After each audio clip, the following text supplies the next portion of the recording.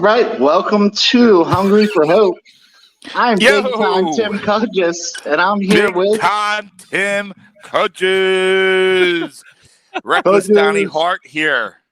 We are Yeah, he live is. from quarantine. We And we are. got Toxic Mike. What's up, Mike? How you doing? I love the way that Donnie looked like somebody just walked in on him in the shower once he realized he was live. There was that moment he was like, "Ooh, wait, how'd you guys get here?"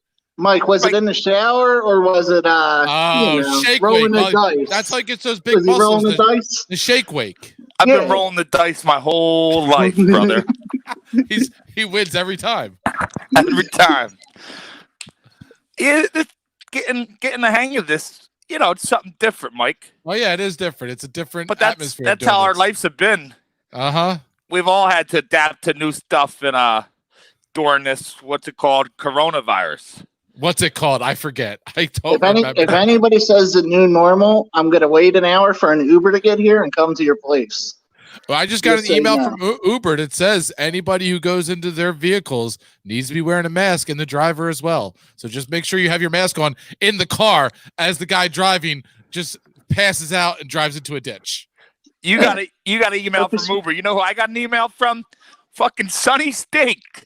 You figured with the corona they would stop. I swear to God, that this dude, his name's Mike, actually, from Sunny Steak. He said, you know, we're being serious. We got a legal team. He said his lawyer's name. Like, we're gonna pursue you legally if you keep on saying Sunny Steak is the worst. Oh my God! So I figure I'm here to tell everybody Sunny Steak is the worst, but my lawyer's not. But we're saying Sunny with an SUNNY. They're the worst. No, I'm saying it just how they spell. Right on Second and Market, little dump place. I was trying to help you there, but okay. Tim, we're looking for the best cheesesteak in Philly. A lot of people know that. Hungry for Hope, dining with Donnie. We're looking for the best cheesesteak. We end up finding the worst on the way. You know, that's good for the people. We're here. We're the voice of the hungry and the voiceless. And, you know, I think I might have found the worst cheesesteak. I don't think we found the best yet. We still haven't had that $200 cheesesteak. It's $120. Oh, I'm sorry. Yeah, simmer down. There's the $120 cheesesteak at what's that, Barclay Prime? Sounds like it's a real prime cheesesteak. I'm not the $120 cheesesteak kind of guy, if you haven't noticed. I agree with Jack. Prince of Steve's, number one. Prince of Steve's? Oh, Prince of Steve's. Awesome. Prince of Steve's, Prince of Steaks. I'm a dickhead. Yeah, they're awesome. Laura, you need to sit. Laura, they're sit first down. class. They're not Sunnies. They got an S on them, but they're a lot better than Sunnies. Steve's Prince of Steak, they're great. John's roast pork, great. Sunnies, not great. You know, I'm a straight shooter, Mike. I got sick. And I swear to God, these people are harassing me on my email. I'm a busy guy. I don't have time. You know, the guy's going to sue me. Like, come on, buddy, stop. If you're listening to this, Sunnies, please stop sending me the emails. I don't care. You know, send them to Tim. Tim, we're in this together. I don't know why they got my email, not Tim's. You can't sue a rock. Yeah, right. Nothing was ever worse than when you were a kid and your mom, at least mine, would make steakums, and she wouldn't chop them up. It would just be like folds of steakums in a sandwich. It was like lunch meat steakums. It was that's Steve's Prince of Steaks, but better steak. They do the slabs. They don't do that chopped up bullshit. They don't? Screw them. Screw those hippies. You like it chopped up, Mike. I would love to know everybody likes your cheesesteak meat. I'm like, you like your cheesesteak, your Philly cheesesteak, you like it chopped up? You gotta have it chopped up. You You're gotta have it chopped up. You fucking millennial. Because then the juices all get in there, whatever sauce, not mayo, the ketchup, it gets in there. If you got some peppers, no, you can't have it just layers. And then, what are you going to put it on white bread? I mean, what the hell's wrong with you? I would love to know how everybody else likes theirs. Mike, you seem like you have a man purse. Oh, Laura. Laura likes hers like that. I personally, I like it like that, but I'm open. I've been making my own cheesesteak, and I chop it up. All right, somebody block Laura. It's the same. That's the good thing about Philly cheesesteak. Anybody can like it the way they like it. That might not be the right way. You know what else? I know he's wrong, but he can like it if he wants to. I know you talk about Philly cheesesteaks, but also another cheesesteak that, bars, nobody makes the same, and there's only certain bars where I really do friggin' like them. Buffalo chicken cheesesteaks. Fuck off, Mike. I wanted to throw a little different in there. I wanted to throw it in there. Now, if you're going to go different, you go lobster We're not going to block you, Laura. If we're going to go a little different, you hit the lobster cheesesteak from Chicky and Pete's. The lobster cheesesteak from Chicky and Pete's is great. You know, the cheesesteak I made last week was kind of based on that. I did it with crab meat. Yes. I did. I based it on that, but I admit it, I was wrong. I did imitation crab meat. I had real crab meat, but it was easier to do the imitation. Come on, Donnie, you're working. You don't have to worry about the cost of, the good meat. I'm actually putting money aside because, I'm not scared of Sonny's, but, lawsuit is going to cost. I'm taking it out of the Hungry for Hope fund. Get it out of that fund. You got to get whatever you can get in now, because everywhere I look, they're talking about meat shortages. They're talking about the price of meat going up. That's what she said. They're talking about, Wendy's. Jesus Christ. Wendy's Mike's heard about meat shortage a lot. Wendy's. Hey, it was cold that day. I don't want to hear it. Wendy's is talking about, not being able to sell burgers because they don't have enough meat. I mean, so right now it's going to be very difficult to find the perfect cheesesteak. But I'm going to find it. So you're telling everybody, go get all the cheesesteaks you can get, eat them up. Stock up. Crazy times for crazy people. Uh-huh. Wait a second. Liz is saying when the studio opens up, she's going to make the best cheesesteak ever. And I'm going to eat the best cheesesteak ever. You bring it, I shall eat it. Wow, that's what she said. But if it's not, I'm throwing it out of here. Get it out of here. Oh, there's Lex. Lex has entered the chat. We're looking for the best cheesesteak, so we want everybody to keep telling us. Who's your favorite cheesesteak? Is it Steve's? Is it John's? Is there some kind of underdog we don't know about? Listen, I've heard of some underdogs. Everybody has their own opinion. I've gone to some, and some aren't good. Everybody has to be a Philly. Has to be a Philly cheesesteak. And like Mike likes his chopped up. Tim doesn't. Onions, no onions. Mayo, no mayo. We're still searching for the best Philly cheesesteak. Now we're going to cut to Mike praying the rosary for the next 40 minutes. Go ahead, Mike. I don't know what the hell I'm doing. Don't put me on that. All right, Catholic. Mike, you know what I hate? You know what I hate? And talking about wings to go and talking about wings. There's a place in Jersey.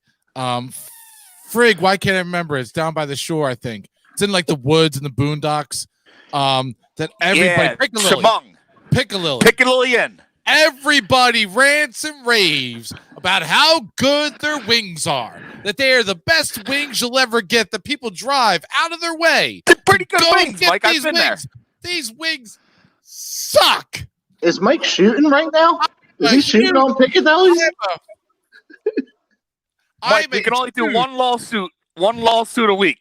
You're going to have to eat this one, Mike. This is going to toxic. I'm a massive, massive wing guy. I love wings. I could eat wings morning, noon, and night. The Piccalilli wings sucked. And in case everybody doesn't know, Wings is a nickname that Mike likes to call Dick. Yeah. So, wait, what?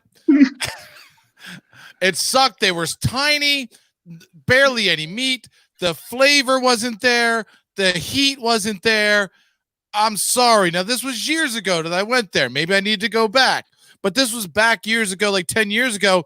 But at that time, people ranted and raved. That's why I had to go. I haven't been back in 10 years. We're going to have to ask our good friend. I never went back. We're going to have to ask. We got the in-house king of wings, El Wingador. Yeah. We're going to have to ask him. Everybody knows El Wingador, 5-time wing ball champion, number 3 professional eater. That's a thing in the world. And, a friend of the shows. There you go. I'm sure he's been there. The guy's been everywhere. He's had to have been there. And Dominic's bar up the street from me. Dominic's ain't bad. You can eat popcorn. You could eat drunk people there at like 11, 12, 1 o'clock in the morning, drunk, just sticking their fists inside the popcorn to get some. But their wings are fucking phenomenal. A little pause there, Mike. So, I'm sure we might find the best wings one day too. And I can't wait for El Wingador's restaurant to open. That's coming. Right. Elizabeth worked the wing ball. She knows our good friend El Wingador. Right, and we did talk about how Wing Mania 2 is still going on. I don't care what's going on in the world. We are still putting on Wing Mania 2 by Toxic Radio. Just know that. So the wing ball. Funny story. This week we do a lot of work with El Wingador. We're seeing him all the time. I was over his house like 2 days ago, and I go there, and I'm leaving. And I swear to God, he wouldn't let me leave until he's like, I got this for you. He goes in the freezer, he pulls out chicken, a whole bag of chicken from the Chicken Man. So I got all this chicken. Oh, nice. Did you have a lot of chicken? The restaurant, so I guess he got a lot of chicken. Was it a lot of chicken? Was it like how much? Like a hand size? Was it like this much or? No, like a trash bag. Like a trash. He's walking out with the bag over his shoulder like Santa Claus, but with chicken. Did you give it to all the good kids? He threw a couple to the kids. He said, maybe I'll make it for the show. Good man, Donnie. He's walking down the street. He's handing out chicken wings and chicken thighs. Yeah. He's just throwing them out to the kids. We feed the people. That's what we do, you know? Nothing illegal about that. Nothing. Kids are catching it in their mouth, you know. Jesus Christ, Mike. We're feeding. But back on track. How about the fire, Mike? When you make your chicken wings, when you make this show's now making me hungry. When you make your chicken wings, dry or wet? I like putting that sauce in them, you know. So you make them wet, you know. Make them wet. But, this show's going in a whole different direction right now.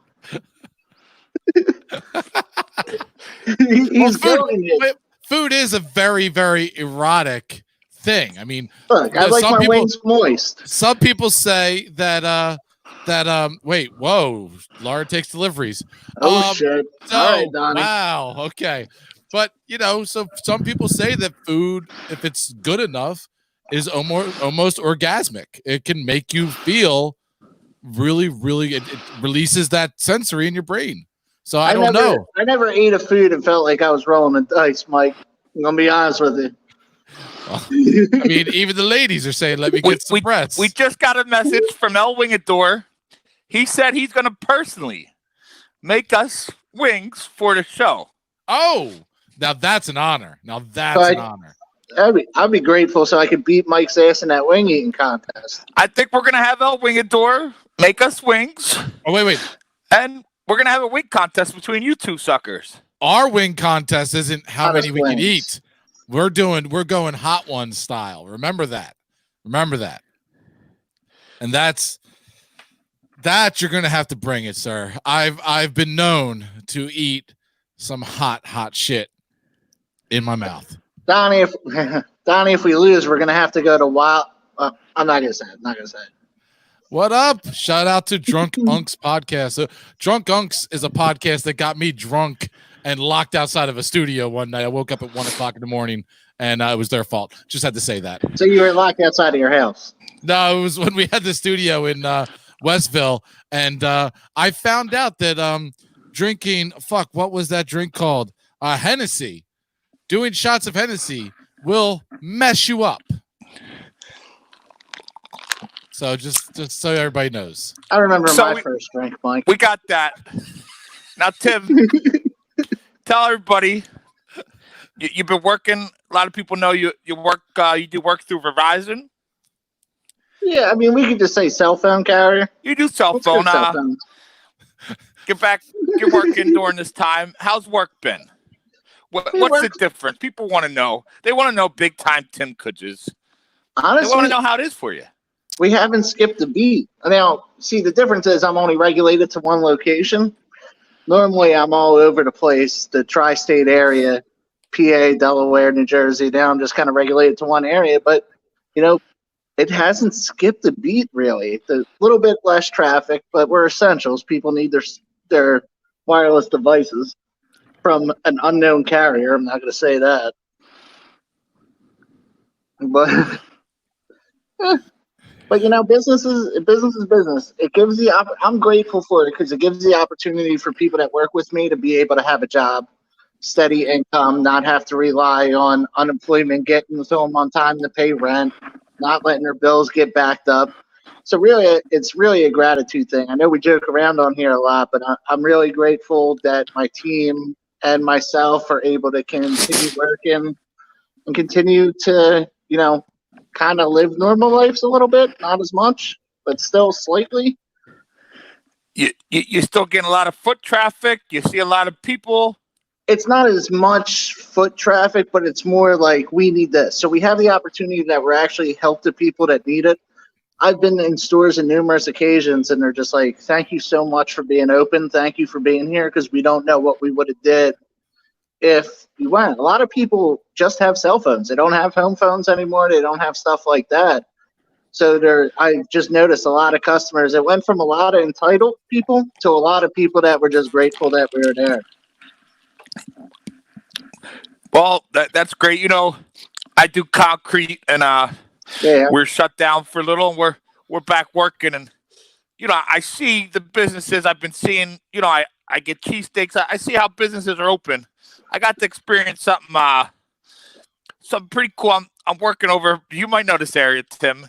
I don't know, Somerset and Lehigh. I think it's Kensington. Very familiar with that area. We do work for a guy. He buys abandoned properties, and he fixes them up. And he tries to, I think they call him a slum landlord, but he fixes these properties up. And he sounds a stand-up individual. We're over on Lehigh and Summers. Do you know the area? Yeah, I'm familiar. Let our viewers know you've seen it. What's this area like? It's in Kensington. That's like the open drug market. Yeah, I mean, it's not the greatest area, but it has a lot of not great attributes to it. There's a lot of drugs. I mean, there's no safe shooting zone, but there is a lot of drugs out there. They sell drugs in open. That's what people forget, and that's people's jobs. People wake up and they sell drugs. They put on their work shoes. They're like, their shoes they sell drugs in, and they put their work clothes on and. What kind of work clothes do they wear? Hard, but they're out there making a living, right or wrong. They're doing it, and I'm out there. And, I swear to God, I'm doing the work. We got jackhammers, and it was business like usual. These guys, the drug dealer had a mask on. He had a mask on. He's sitting there selling the drugs. Tim, have you seen this? No, I haven't seen it. He wants to keep his clientele safe. That's good man. First off, say the drug I sell crack rock in nice neighborhoods, Mike. How about that? It hasn't stopped during this. These people are still out there. It's probably worse now. I was talking to our one guest, Destiny Campanella, the queen of harm reduction. We had on the show, and she said she showed us how to do Narcan. She said people are scared to give Narcan because they don't want to touch people. So this affects, we're out there helping the community. Me and Tim are out there on the front lines helping the homeless, the people with the drug addictions. We put in the work. We're behind the closed doors doing that. The voice of the voices. These drug dealers, they're hard workers. They won't give up. So, I mean, you're teetering a line. A little bit. But you're willing to put a mask on. The guys are out there. I'm hearing them. He's like 6 feet away, and the guys, he's putting it down here and making them pick up. They're keeping social distances. Do they have X's to mark off the 6 feet? I didn't see that. Into this now, I'm done. But I'm working. But it just something that opened my eyes. Tim's been on them. Brian Fishman loves his drug dealers. I don't think they get unemployment. So what are you supposed to do if you're a drug dealer? You file unemployment? Are you kidding me? Right now, drug dealers are in prime state right now because everybody's home. They got nothing to do. Checks. They're bored out of their fucking minds. They're getting these stimulus checks. They're going through depression. And none of it's good. Stimulus checks because they didn't file taxes. Let's be honest. Nope. But none of it's all good. But definitely good for the business is booming for anybody who sells weed, sells like any kind of hallucinogen. Right. You sell weed or hallucinogens. That's one thing, Mike. But you're talking about the dudes that are standing on there selling heroin, selling crack, selling the other shit that are a detriment to the community. And now there's even less people. You know what? I'm not even gonna get on my tirade. You guys are. Yeah. Well, friend of Big Time Tim's and a guy who wants to be a friend of the show, Johnny the Girl. Johnny the Girl. Now, he changed his cooks life. Pizza and steaks for a living. He was what did he used to do, Tim? He cooked crack, I think they call it, right? Yeah. He was telling us, that's what he was explaining when we were talking about having on the show, Mike. He was explaining to us. He had a pot, and we're in a video chat like this, and he's telling us how he would cook the crack. And I just don't understand why he puts baking soda in pizza.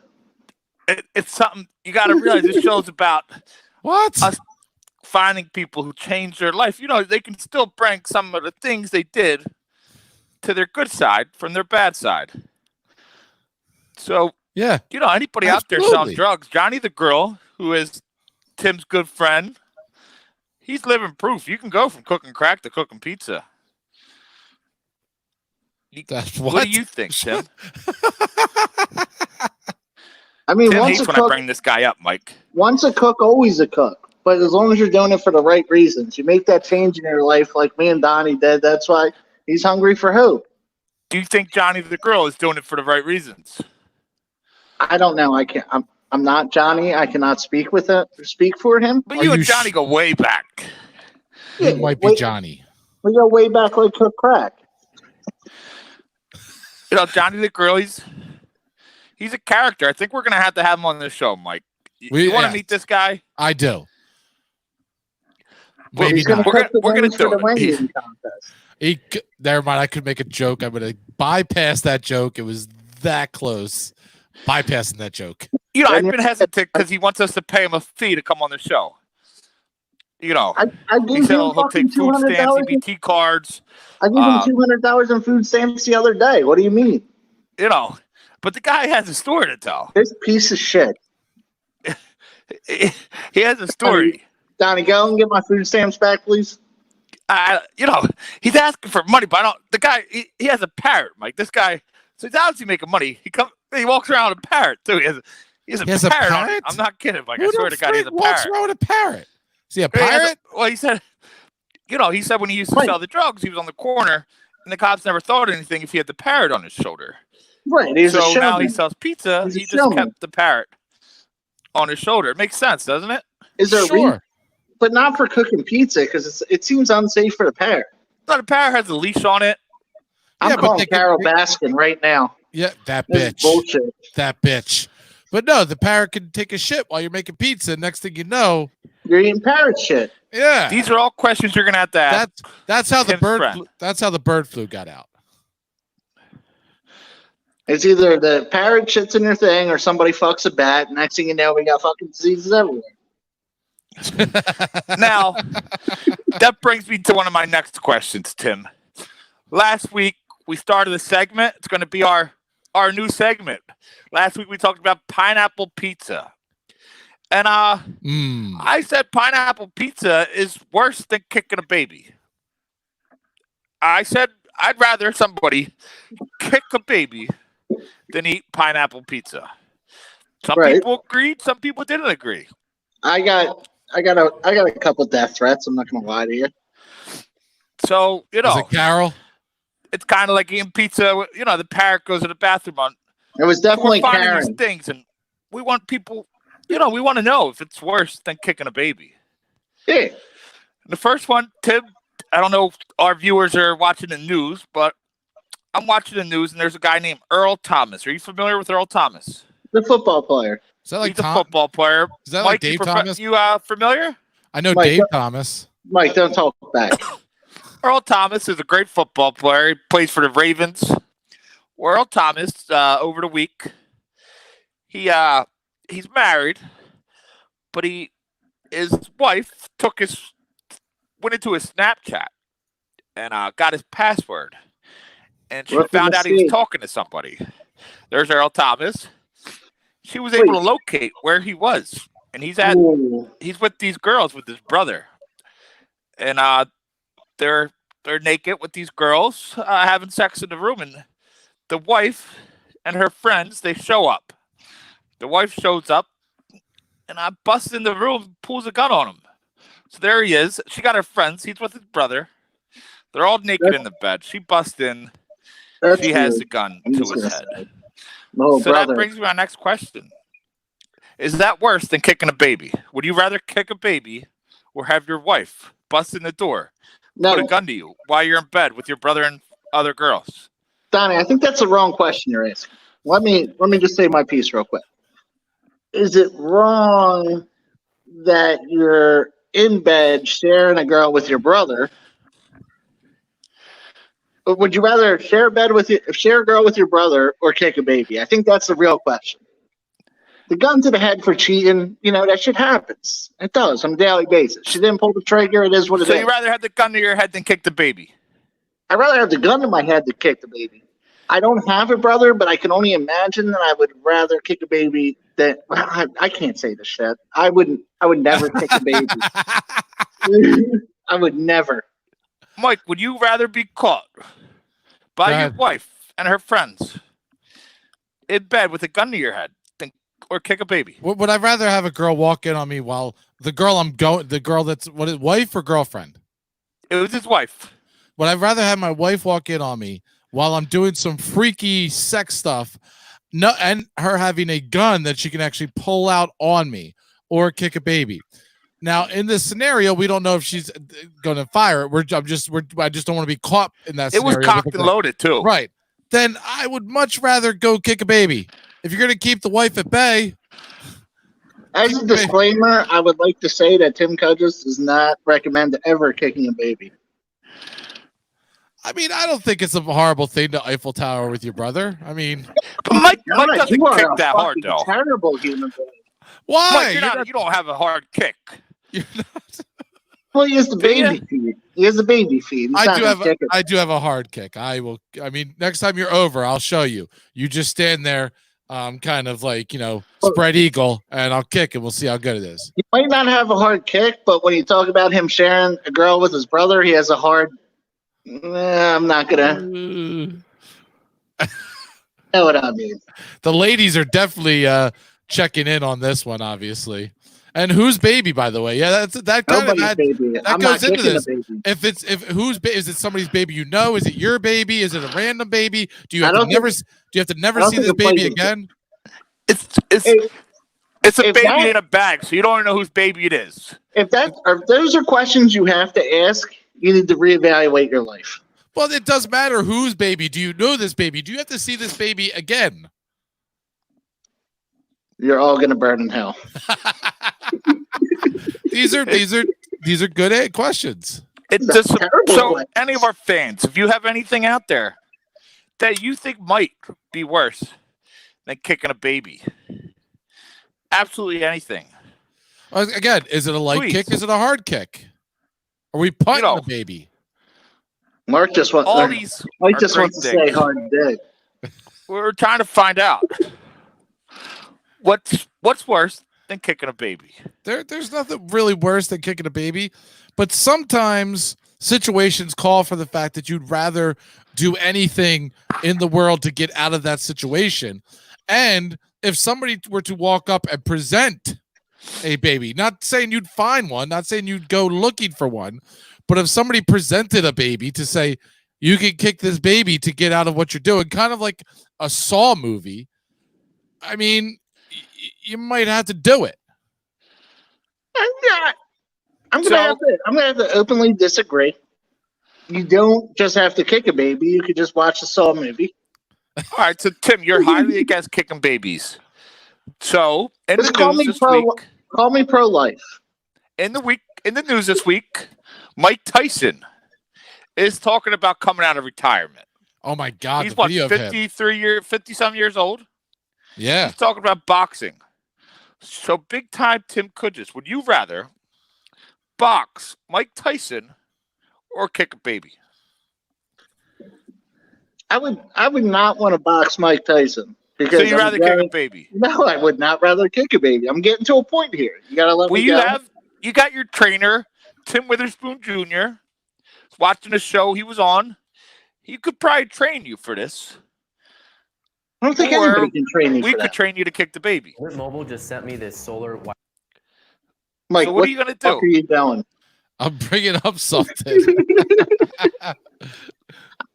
I'm getting put in a coma about Mike Tyson. I'm not kicking a baby. You're not kicking the baby. I'm not kicking a baby. I brought up a video of Mike Tyson, and it should have some video of what he's been doing recently. There it is, and how hard he goes, and how tough he punches, and how quick he still is in his old age. Listen, dude, I'm not comparing myself to a saint. If the listeners want to, I get it. It makes sense. I'm just not kicking the baby. Okay. Mike Tyson's making a comeback. It would be great. I'm sure Tim Witherspoon, checking this out. I would love to hear from people what they think about the comeback of Mike Tyson. He's not coming back. It's not a real thing. Do you think he can get in the ring? I heard maybe you want me to go on my tirade about Holyfield do kind of like a charity match. Nothing crazy. Listen, the most genius thing that they could do, and I was going to save this for Big Time Timmy Tells It Like It Is, but you know what? I'm just going to go on my rant now. It's fine. Mike Tyson, I don't care what he looks like. He's not going to be able to compete with today's top-notch heavyweights. He looks great. He's in great shape, and I'm glad he's in a great mental place.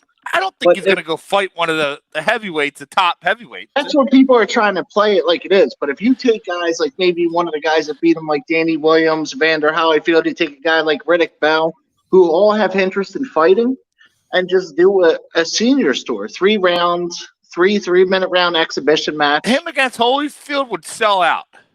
Yes. He doesn't need money, Jack. He's selling so much fucking weed. He is. He literally doesn't have to. He's rich forever. And I see Tim's wearing his Witherspoon boxing shirt. Is that what that is? Maybe. That's Witherspoon boxing. That's the gym he has over in Bristol, Pennsylvania. You can also find him on Facebook, Tim Witherspoon Jr. He does online classes live on Facebook for free right now. 12 o'clock, 3 days a week.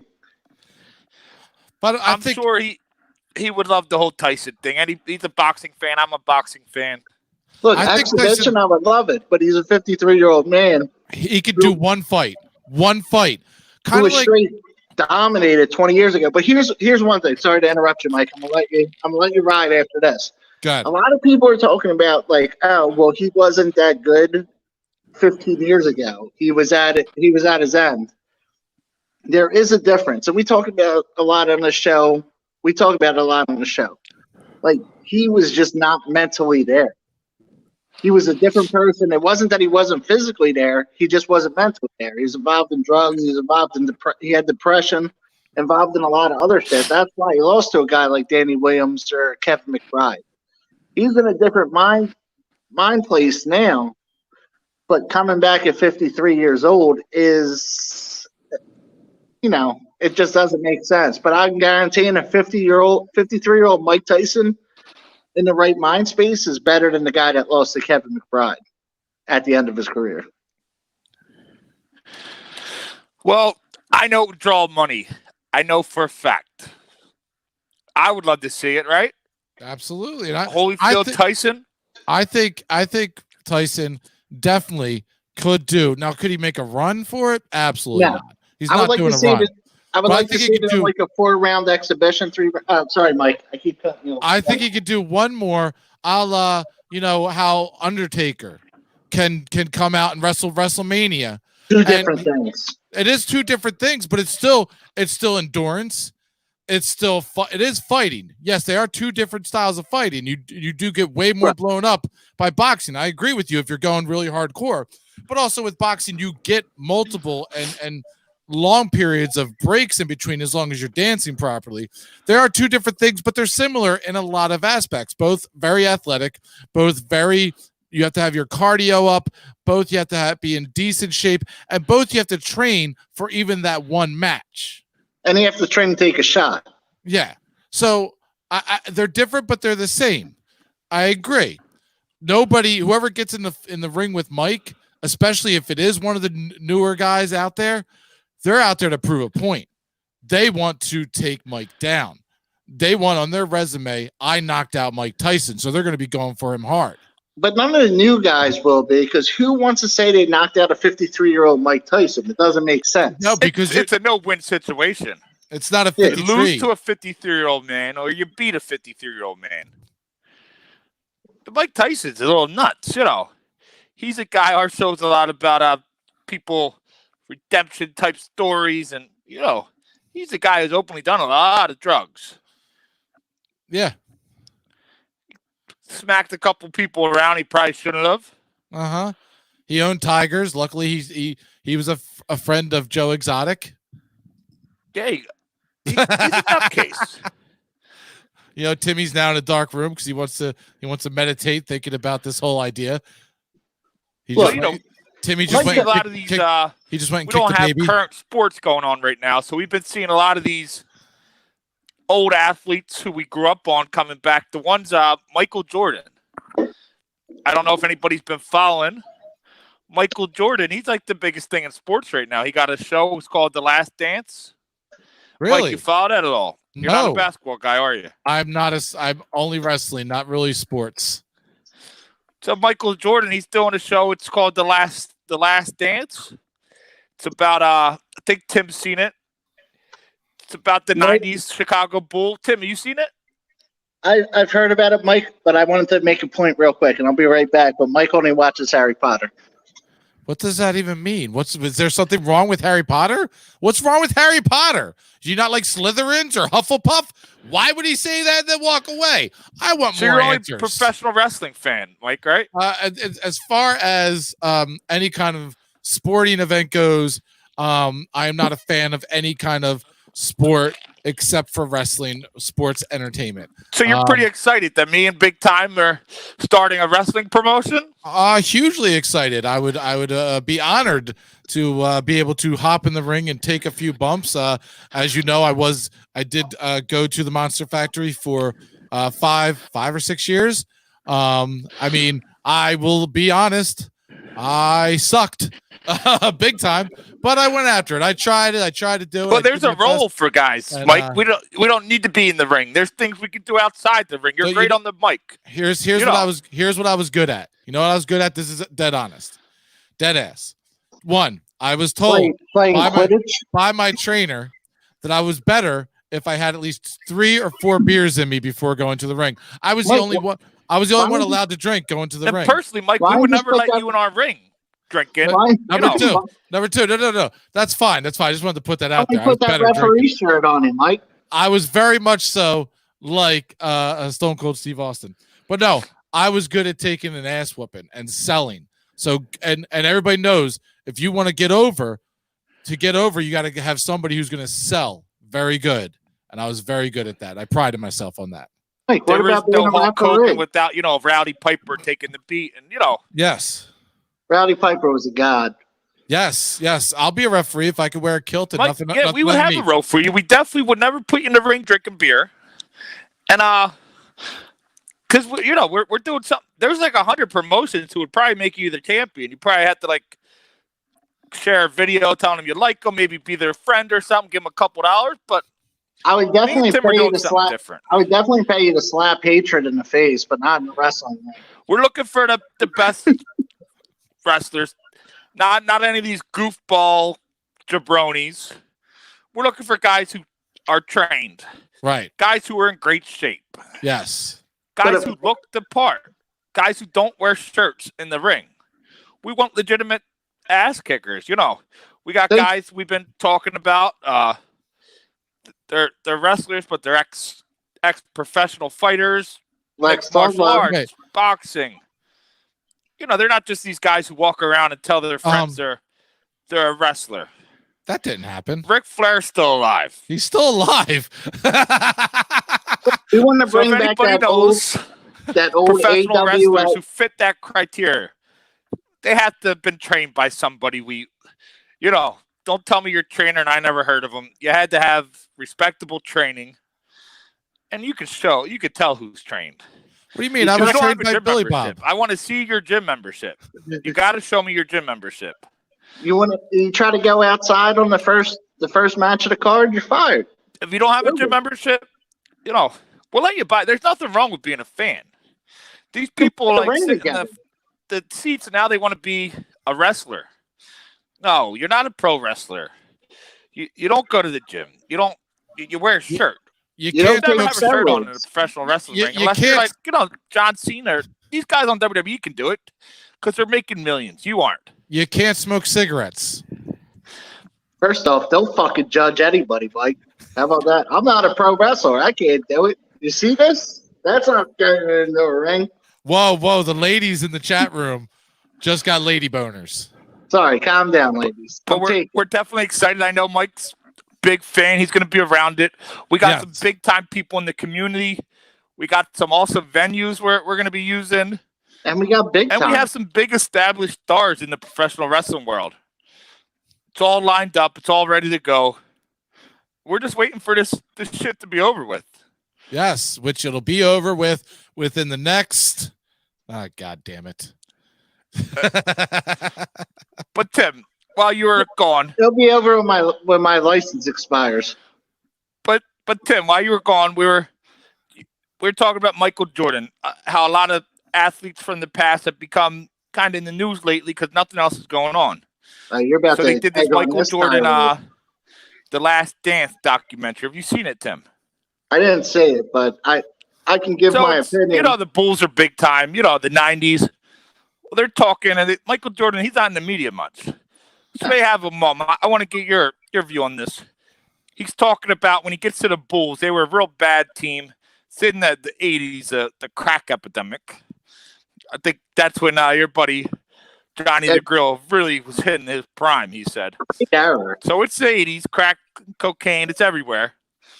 Michael was the rookie on the Chicago Bulls, and he's on a road trip, and he goes to his teammate's hotel room, knocks on the door, and he told this story on ESPN. I heard about it. He said he opened, all his players were in there with whores and cocaine everywhere. He said basically the whole team, he said. Well, first off, let me cut you off real quick. They're not called whores. You got to be politically correct. They're streetwalkers. Whatever they are. Ladies of the night. So a lot of people were upset. They said, that he put his teammates under the bus. He shouldn't talk about what happens behind closed doors. I'm a believer, in that stuff. You shouldn't discuss what happens with you and the boys behind closed doors. And these guys have families, and their kids know they're on that team back in 88, and they hear Jordan, who they look up to. Do you think Jordan should have threw his teammates under the bus? I'm not on a TV show, no.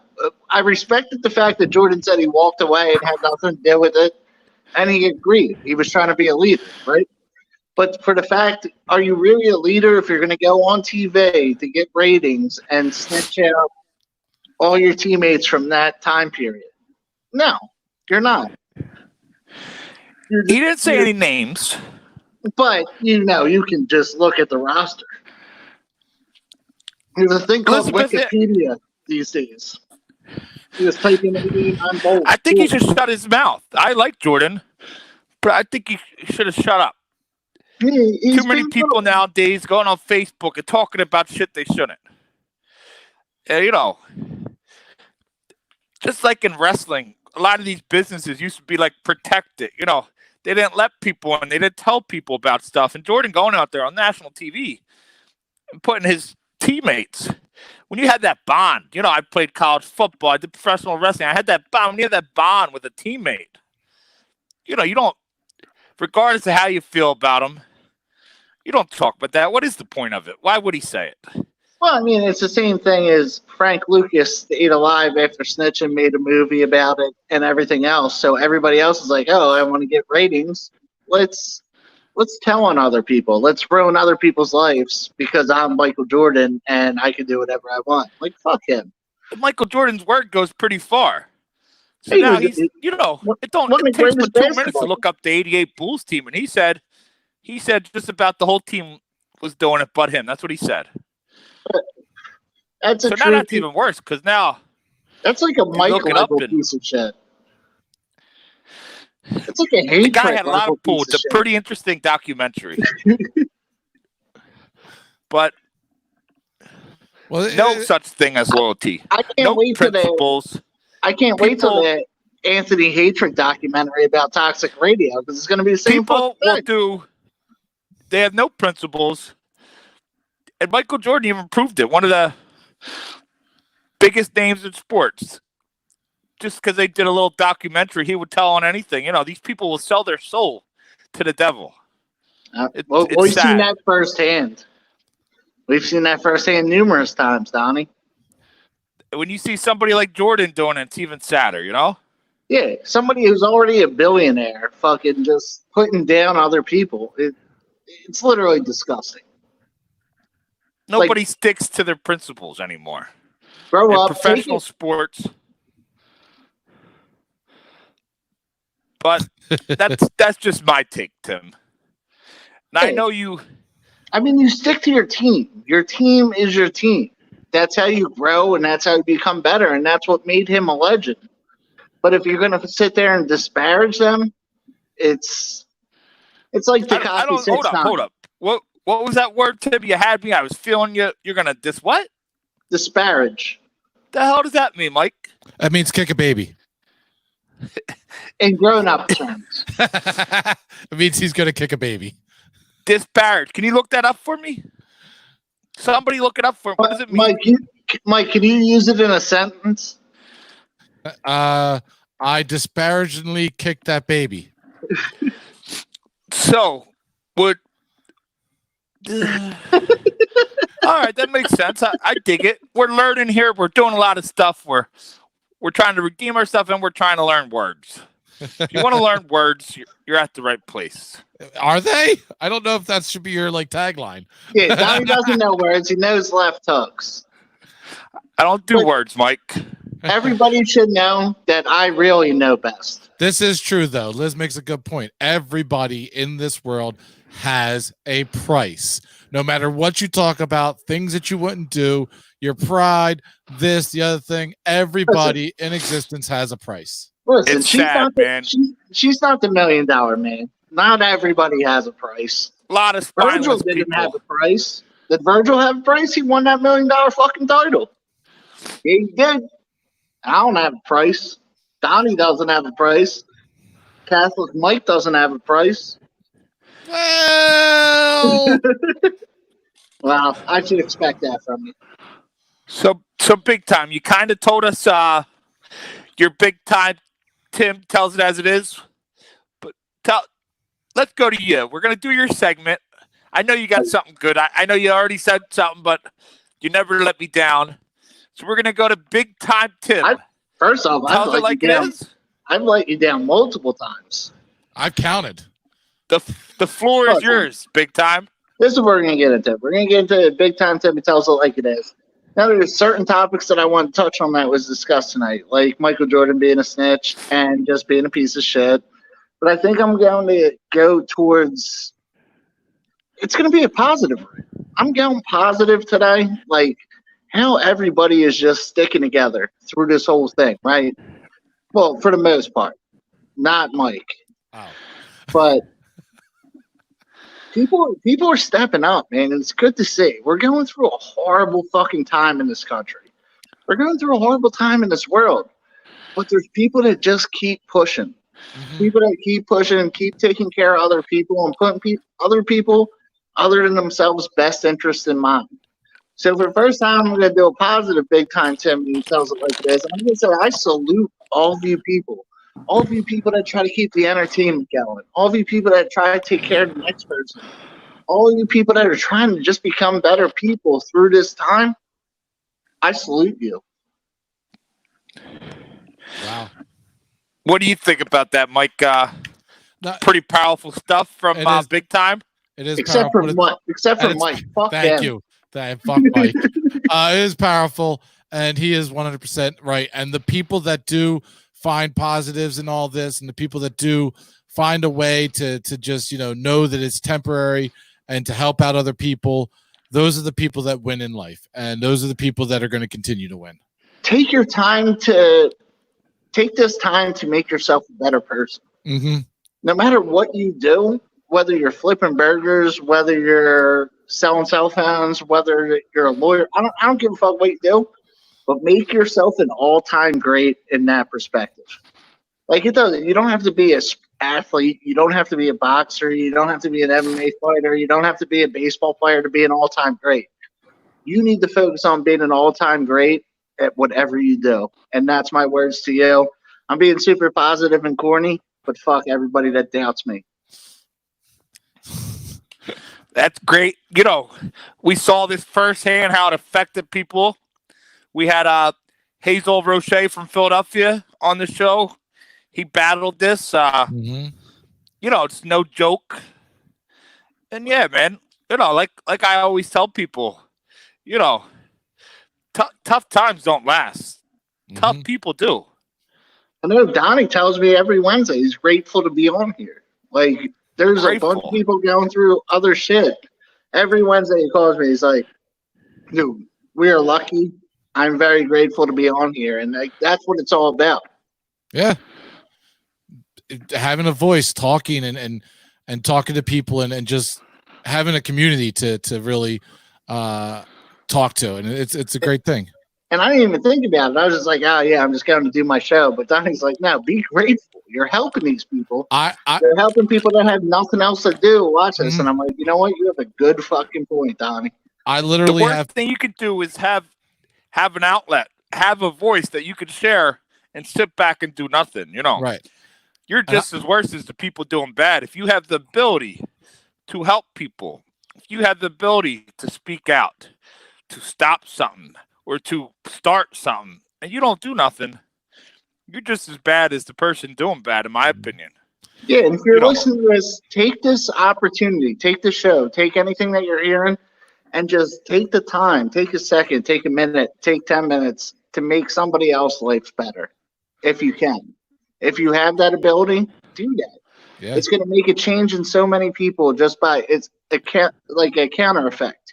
You do something, they're going to do something, they're going to do something. I'm not going to tell you how to do it, but just make a change in somebody's life. Right. Fucking like me and Big Time have said, anybody out there struggling, anybody needs help, we're here. You can reach out to us. I still get a paycheck. I'll help whoever. We're hungry for hope. We're people of our word. We're going to come out. We'll feed you. We do work at, homeless shelters. We'll send you to the right place. Or we'll personally go in our pocket and help you. If we can't find somebody else, if Donnie said it before 100 times, if we can't find somebody that can help you, we'll do it ourselves. Yeah. If you need help, you're going through something, depression, money issues, substance issues, there's help. We'll get you help. Mm-hmm. We'll carry you on our back and throw you in a rehab to get food, to get mental help. I promise you, Mike will carry you on his back physically and run a marathon. Some people, no, I won't. Some people just need a friggin' hug. I'll do whatever. It's as simple as that. Tim, come here, Tim. Social distance hug. Come here, Tim. All right, I got you, cuz. But we're here for you. The people at Hungry for Hope. I like to peck my bitches on the cheek. And I couldn't win even on that one. Listen, we have no hatred towards anybody. No hatred at all. And we won't be like Michael Jordan. We won't tell anybody about it. We won't blast it on TV. Right. It's between us. Mm-hmm. We're not no snitches here, right, Tim? No Tekashi 6ix9ine. But give another hug. Everybody, let's give Laura a hug. Everybody. We're all giving hugs. Oh. But made me very uncomfortable by Mike's face. He was looking at me weird. We got a lot of cool stuff coming up. We're going to get back to having some guests next week. We've been super busy working on this wrestling thing. We're going to have some people that are involved with that coming on. We got big plans for that. Next week, we're having a real cool guest we're going to announce. We're going to share more about this professional wrestling promotion that we're in. And till then, man, we just want everybody just keep your head up. Don't give up. And remember that the tough days, they're going to go by, but you're tough and you're going to stay. Tim, anything you like to say to everybody? Yeah, like I said, we're hungry for hope, but if you can give us a chance to give somebody else hope, fucking jump in, message one of us. We're here to help. And that's the main premise of our show. I know we fuck around a lot, we joke around a lot, and I roast Mike on an almost daily basis. But we have no hatred. We're going to help out anybody that we possibly can. So just reach out to us if you really need help. If you truly, because don't waste other people's helps, but if you truly need help, reach out to us. We're not only hungry for hope, but we're hungry to give hope. This is Hungry for Hope, and we are out of here.